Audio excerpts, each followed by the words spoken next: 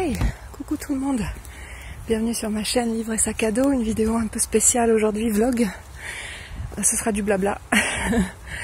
Je suis aujourd'hui au Salève, je fais une petite promenade digestive, je suis en train de tester un petit peu les sentiers ici pour voir s'il y a possibilité de faire du trail. Alors, je trouve qu'il n'y a pas trop de respect de la montagne, je trouve que cette montagne elle est vraiment abîmée. Les gens croient qu'ils peuvent faire tout et n'importe quoi, ils se créent des chemins de randonnée. Du coup, je trouve que la montagne est un petit peu abîmée. Mais en dehors de ça, le chemin est nickel. Je pense qu'il y a moyen de faire un petit peu de trail, un petit peu de course à pied. Il y a des passages plats, il y a des passages qui montent un peu plus. Je viens de m'en taper un. Et aujourd'hui, une vidéo blabla un peu spéciale. Dans cette journée qui pour moi est en tout cas magique. J'espère que la vôtre aussi se passe très bien. Une journée placée sous le signe des retrouvailles, des amitiés jamais perdues. Et ça c'est le plus important. C'est fou comme certaines personnes arrivent à vous donner une énergie, une force vitale. Et ça c'est très important dans la vie.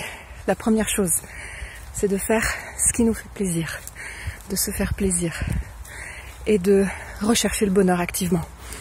Parce que c'est ça, je crois qu'on cherche tous dans la vie, on est tous pareils. Et moi, j'ai le choix entre deux sentiers. Et depuis tout à l'heure, j'essaye de rester un peu versant sud, alors je vais tenter par là. J'ai pas envie d'être sur le versant nord. Donc je vais tester tout ça.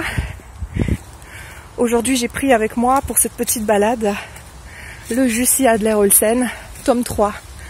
Je crois que c'est Délivrance, avec ce fameux message là dans la bouteille d'eau.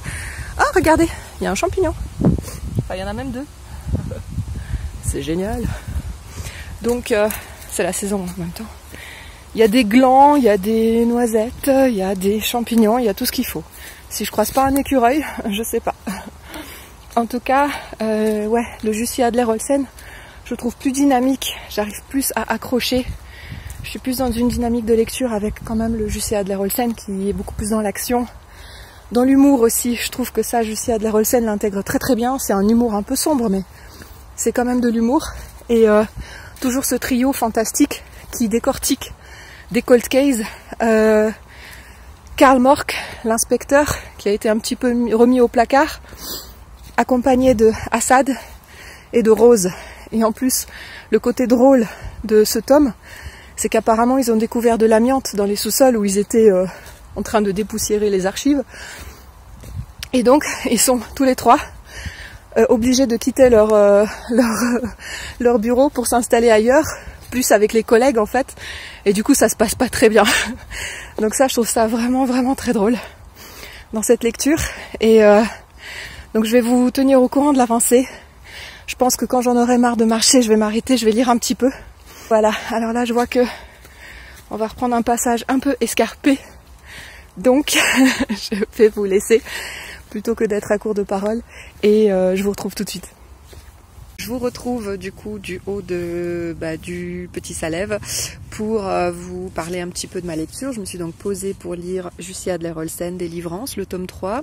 Et c'est vrai que Jussi Adler-Olsen est très très fort pour le suspense, parce que là j'arrive à la page 130 et on ne sait toujours rien du message, on n'a toujours pas réussi à le déchiffrer, on se rend compte vraiment de la catastrophe voilà, qui est attachée à ce message. Et en fait voilà, avec tous les scientifiques, toutes les personnes qui ont été mobilisées pour essayer de déchiffrer ce message, de détacher la moindre lettre, décrypter l'écriture, essayer de comprendre d'où viennent les taches sur le papier, le type de papier, le dater, etc., etc., etc. C'est un travail de titan et c'est vraiment formidable de découvrir un petit peu tout ce travail de la scientifique.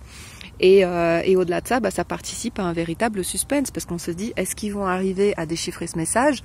Comment ils vont faire? Bon, vu le nombre de pages, je pense que Karl Mork, vu comment il s'accroche, et Assad aussi, vu comment il est entêté, je pense qu'ils vont y arriver. Donc j'ai qu'une hâte, c'est de continuer.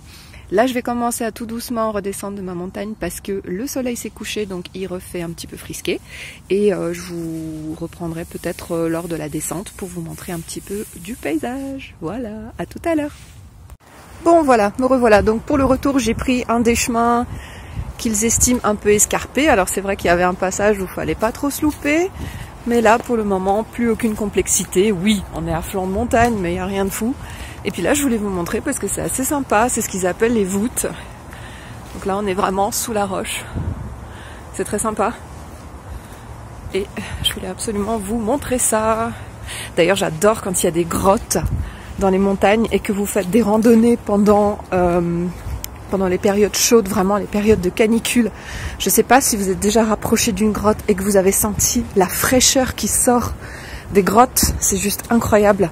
J'ai eu l'occasion d'en goûter une comme ça cet été. J'étais dans le mal, j'avais super chaud et en fait je me suis rapprochée d'une grotte et là j'avais limite froid. Enfin c'était vraiment démentiel. Donc je sais pas si vous aimez, mais voilà. Là je vais continuer, je vais descendre gentiment. Je vous montre encore un passage assez sympathique. Bon, désolé, j'ai enlevé les écouteurs. Vous aurez peut-être un son un petit peu moins bon. Mais je trouve que c'est super chouette ici. Et je voulais vous montrer la ville de Genève. Donc on voit ici en dessous, ça doit être, oui, Genève. Annemasse, c'est effectivement un peu plus loin. Et normalement le jet d'eau, il est à peu près là-bas, mais on ne le voit pas aujourd'hui. Il a dû être coupé. Voilà. Et les voûtes, toujours merveilleuses au-dessus de ma tête. D'ailleurs, j'ai failli me prendre un caillou il y a un instant sur la tête. Il a volé au-dessus de moi.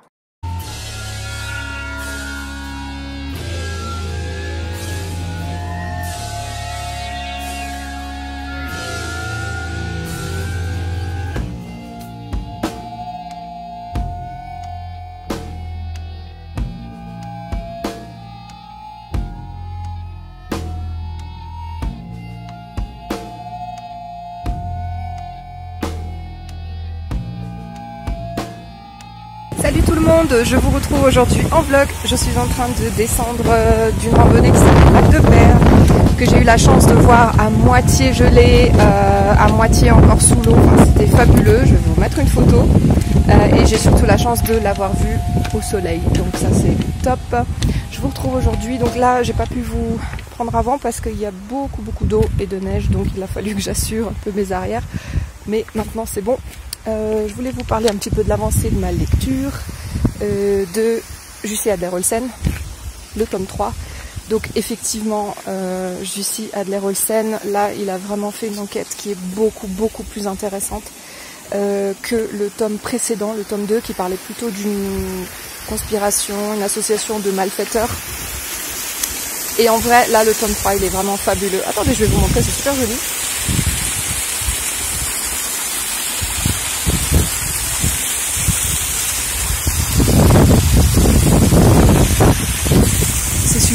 Mais toute la rando est comme ça.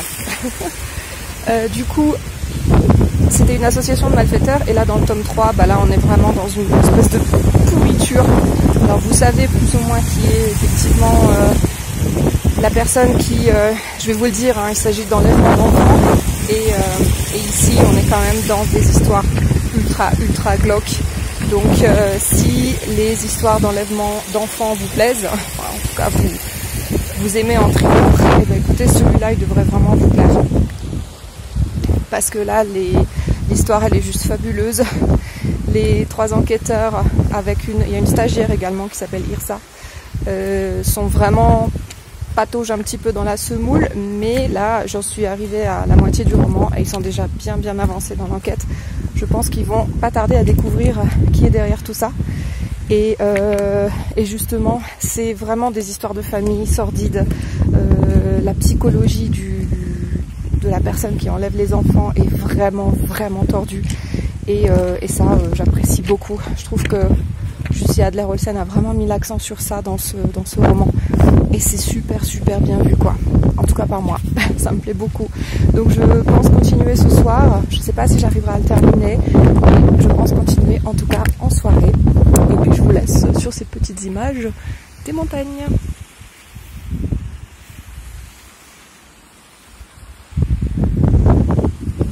coucou la compagnie, je vous retrouve aujourd'hui, on est le lundi 12 octobre et je vous retrouve pour la suite de ce vlog. Donc je voulais juste vous tenir au courant que je me suis fait une belle journée lecture où j'ai réussi à terminer enfin Jussi Adler-Olsen le tome 3, Miséricorde, non, Profanation, Miséricorde je crois. Donc effectivement c'est du très lourd, c'est mon deuxième tome préféré après le premier que j'ai vraiment adoré.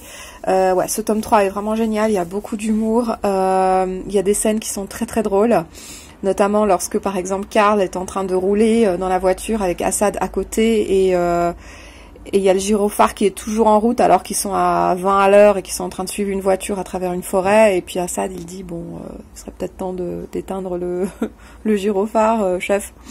Donc c'est, voilà, il y a des scènes très drôles et vraiment j'ai trouvé que l'histoire était assez glauque. Le personnage qui est responsable en fait il s'agit de la séquestration en fait, c'est une histoire de séquestration aussi, tout comme le premier tome, et le personnage qui est à l'origine de ça, il est vraiment pervers, il est vraiment immonde, mais on comprend aussi, on a vraiment aussi tout son background qui est expliqué. Donc les mobiles en fait, les antécédents de la personne sont aussi expliqués, et on navigue vraiment, je peux pas trop vous en dire, j'ai pas envie de trop vous en dire, mais on navigue quand même dans certaines sphères familiales qui sont assez particulières. Ça existe, bien sûr, on le sait, ça existe, et effectivement, il y a des freins, voilà, il y a des freins qui font que cette enquête n'avançait pas. Mais vous allez vite comprendre pourquoi en lisant ce roman. En tout cas, j'ai adoré. Maintenant, je vais me remettre dans la lecture des 12. Là, j'attends juste que le repas cuise. Je pense que je vais manger un petit morceau et je vais essayer de me mettre un petit peu à la lecture. Mais je suis tiraillée parce qu'il fait magnifique. Et du coup, j'ai envie de sortir aussi, d'aller me promener un petit peu, appareil photo en main, d'aller prendre des photos, des vidéos. Donc je vais peut-être faire ça à la place pour pas rester enfermée, profiter vraiment de cette journée. Et alors je voulais juste attirer votre attention sur le fait que effectivement je profite toujours quand il fait beau pour sortir, mais il faut savoir que le sport c'est pas forcément ça. Vous avez peut-être vu l'état de mes yeux, ils sont complètement rouges. Hier j'ai fait du vélo sous la pluie, dans le noir. Souvent quand je fais des randonnées c'est aussi dans la boue. Il faut pas croire que tout est toujours rose, on vous montre le côté positif. Oui, je suis même pas coiffée, même pas maquillée. Et voilà, donc il faut savoir que le sport, des fois, ça a un peu les deux travers. C'est-à-dire, vous êtes dégueulasse, vous êtes transpirant, j'étais complètement décoiffée. Voilà, donc je me suis un peu recoiffée avant la vidéo, mais voilà, faut pas croire que c'est toujours très rose et qu'on est toujours à son meilleur. D'ailleurs, on en profite quand il y a un rayon de soleil pour prendre des photos. Voilà, donc on vous montre un peu ce qu'on a envie de vous montrer. Mais sachez qu'en tout cas voilà, j'arrive pas à filmer en étant sur mon vélo, donc je n'osais pas filmer du tout de vidéo hier. J'en suis désolée, mais en même temps avec le vent qu'il y avait, je pense que ça aurait même pas été drôle. Voilà, donc je vous retrouve très bientôt pour la suite des aventures. La journée d'aujourd'hui, elle est un petit peu voilà low-key. J'ai fait un petit peu de pilates, j'ai aussi une séance tout à l'heure chez un spécialiste, donc voilà, donc je pense que je vais morfler de toute façon côté sport.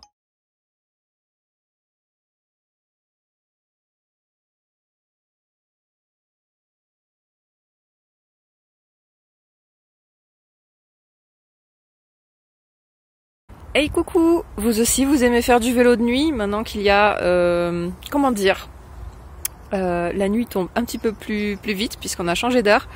Vous allez vous dire pourquoi t'as une frontale sur la tête alors que tu fais du vélo? Écoutez, c'est simple, c'est parce que ma lumière elle a pas beaucoup de force.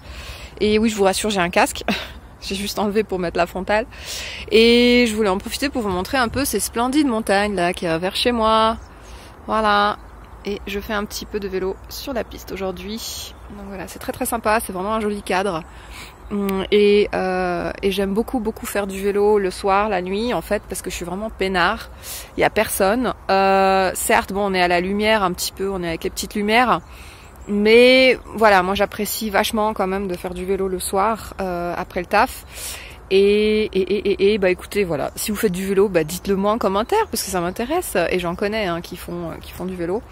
En tout cas, je voulais aussi vous dire que j'ai enfin terminé la lecture des 12 de Justin Cronin, donc je vais enfin pouvoir passer à un autre chapitre de ma vie et continuer peut-être sur un autre livre. J'ai très envie de lire La Joueuse. d'un auteur dont j'ai oublié le nom, Ludovic quelque chose je crois, et je pense que ce sera ma prochaine lecture. Ce sera tout simplement un policier qui me fait super envie, qui se passe dans l'univers du poker. Et qui parle apparemment d'une relation voilà un petit peu bizarroïde entre un homme et une femme dans l'univers du jeu justement. Donc ça me fait hyper envie, il est pas très long donc je pense que je vais attaquer et voilà, histoire de pouvoir quand même valider quelques lectures pour vous faire un petit bilan lecture tout bientôt. Et sinon bah écoutez, je vous embrasse, je remonte en selle et je vous dis à une prochaine. Salut! Coucou, salut tout le monde, je vous retrouve aujourd'hui après un petit run de quelques kilomètres dans le petit coin de verdure que j'aime beaucoup, où j'aime beaucoup courir, c'est assez calme, il y a juste quelques sportifs. On est au mois de novembre, donc on est déjà confinés, du coup les runs se font un peu plus courts, un peu moins variés, mais bon on essaye de faire avec et on essaye de garder quand même la forme. Donc je voulais vous retrouver aujourd'hui pour un petit blabla. Je vais donc me lever de mon tronc d'arbre pour vous parler un petit peu de mes dernières lectures et de ma vie aussi accessoirement. Pour le chapitre de ma vie, il faut savoir qu'une page s'est un peu tournée dans ma vie en ce début de mois de novembre.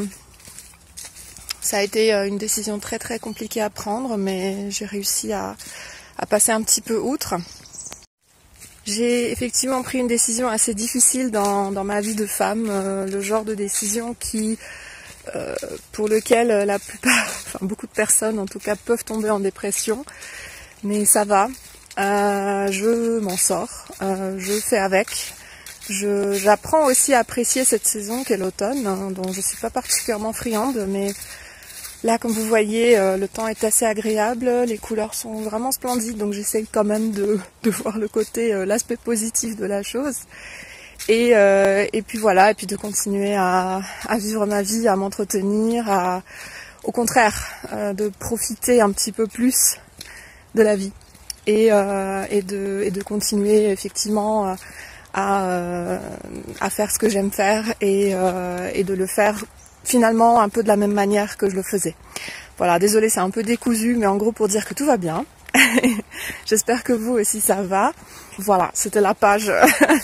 C'était la petite parenthèse. Et aussi, je suis très contente, ravie même, parce que j'ai fini les gros pavés que j'avais à lire, dont je vous parlais dans les précédents vlogs, donc du mois d'octobre. J'ai fini les 12 de Justin Cronin, qui a été une lecture vraiment intéressante. Ce tome 2 revient effectivement un petit peu sur... faire un focus en quelque sorte un petit peu plus poussé sur les 12... on va dire bisounours, qui sont en fait des espèces de créatures engendrées par l'échappement d'un virus d'un laboratoire et qui en quelque sorte déciment la planète. Et d'un autre côté, la vie de certains personnages aussi, qui traversent cette espèce de moment apocalyptique sur Terre de différentes façons. Et on revient aussi et on continue à découvrir le personnage d'Amy, qui est le personnage un peu central du roman, certainement le plus intriguant. Et du coup, ce tome 2 est vraiment extraordinaire. Donc moi, c'est une saga que j'aime beaucoup. Je pense la continuer avec le dernier tome de la saga, qui s'appelle Je ne sais plus comment.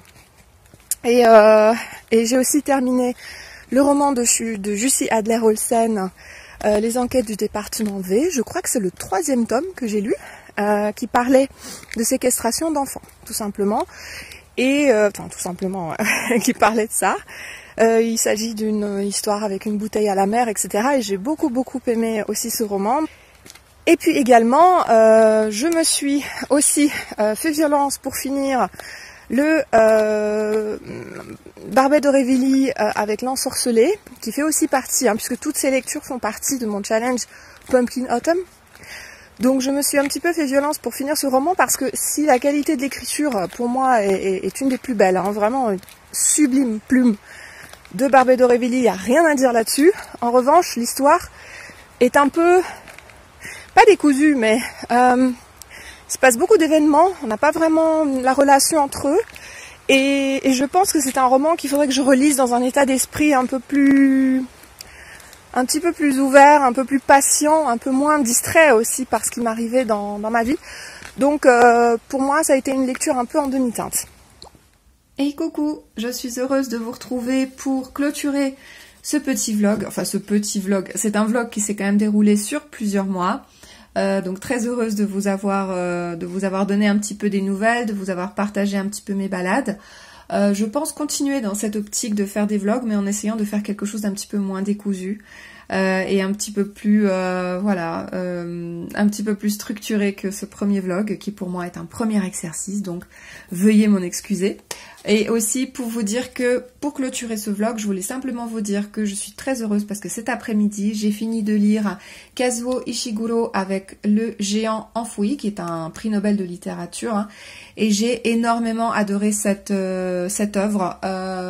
Il s'agit vraiment d'une œuvre qui se passe au Moyen-Âge, en Angleterre, mais attention, le style de l'auteur étant une écriture très soutenue, très belle, elle n'en est pas du tout pompeuse, elle a une certaine innocence en elle.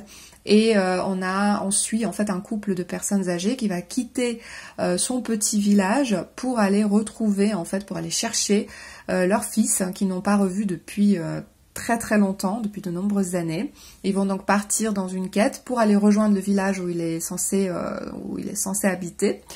Et il faut savoir que c'est une œuvre où il y a beaucoup de choses un petit peu surréalistes, puisqu'on retrouve des créatures fantastiques comme des ogres, des elfes, des dragons, etc.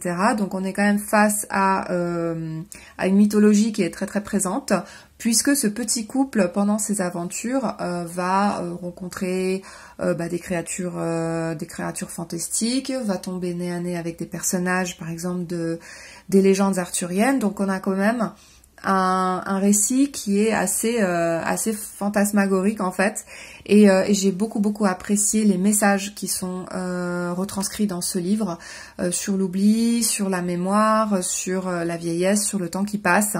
J'ai beaucoup aimé cette œuvre et je vais vous en parler certainement dans le prochain point lecture, voilà. Donc bah écoutez, je vous quitte sur ce, j'ai hâte de clôturer ce vlog interminable. Bon, vous avez vu une petite palette un peu des activités que je fais au quotidien, hors confinement bien entendu, telles que le vélo, la course à pied, les balades, les randonnées, parce que pendant le confinement c'est un peu plus compliqué, et enfin surtout pour le vélo. Après les balades, je réussis quand même à me dégourdir les jambes, etc. Mais c'est vrai que c'est pas du tout la même qualité de vie que quand on a en fait notre liberté, tout simplement, notre liberté de se déplacer, de se mouvoir. Et du coup, voilà, donc restez prudents, prenez soin de vous, prenez soin de ce que vous aimez. C'est un moment qui est assez privilégié pour beaucoup d'entre nous aussi, pour refaire un petit peu le point sur pas mal de choses, refaire le bilan, commencer une activité un peu créatrice, se mettre peut-être au sport, se mettre aussi à la lecture. J'ai entendu dire qu'il y a beaucoup de personnes qui se mettent à la lecture, donc ça me fait très plaisir. Et d'ailleurs, je vais vous montrer tout de suite quelle sera ma prochaine lecture. Alors, bien que ma pile à lire du Pumpkin Autumn Challenge ne désemplit pas, enfin si, elle a un petit peu désempli quand même. Il me reste 1, 2, 3, 4, 5, 6 livres à lire pour valider le Pumpkin Autumn Challenge. Bon, en 15 jours, ça va être compliqué, mais on va voir ce qu'on peut faire. Par contre, j'ai envie de lire un livre qui n'a vraiment rien à voir avec ce challenge. C'est Joe Abercrombie, Les Héros, que j'ai emprunté à la médiathèque, donc j'en profite qu'elle soit fermé, hein, pour ne pas le rendre tout de suite et le finir tranquillement chez moi. Voilà, il est là, hein, il va bien. Et en fait, c'est un pavé, mais par contre, j'aime beaucoup le format chez Brajlon, la qualité du papier, le toucher du papier, il me fait énormément envie. Donc je pense que ce soir, je vais commencer à lire ce livre. Là, il s'agit d'une bataille de guerre, des légendes, voilà, des batailles épiques. Donc j'ai vraiment hâte de me lancer dans la lecture des héros de Joe Abercrombie. Et voilà, et puis je vais vous en donner aussi des nouvelles, hein, bien que vraiment rien à voir avec ma pile à lire du Pumpkin Autumn.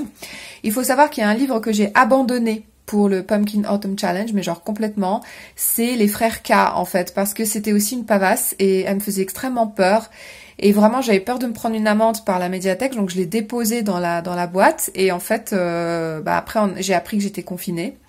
Donc j'aurais pu lire, mais c'est pas grave. Je vais essayer de regarder un petit film à la place ou de lire un poème qui parle justement de fratrie, puisque c'était ça la thématique qui était abordée dans les Frères K. Donc voilà, donc je vais vous tenir au courant de toutes ces lectures, et en espérant vous pondre un petit point lecture tout bientôt, et je vous retrouve pour de nouvelles aventures dans un vlog aussi très très prochainement. Et sur ce, je vous fais plein de bisous. N'hésitez pas à commenter en dessous si vous avez aimé cette vidéo, si vous auriez aimé voir un petit peu plus en fait les activités sportives, si vous voulez voir un petit peu plus les moments de lecture. Voilà, si ça vous intéresse, moi je suis tout à fait ouverte à la discussion en commentaire de ce vlog. Voilà, et écoutez, prenez soin de vous et moi je vous embrasse fort. Bisous, ciao.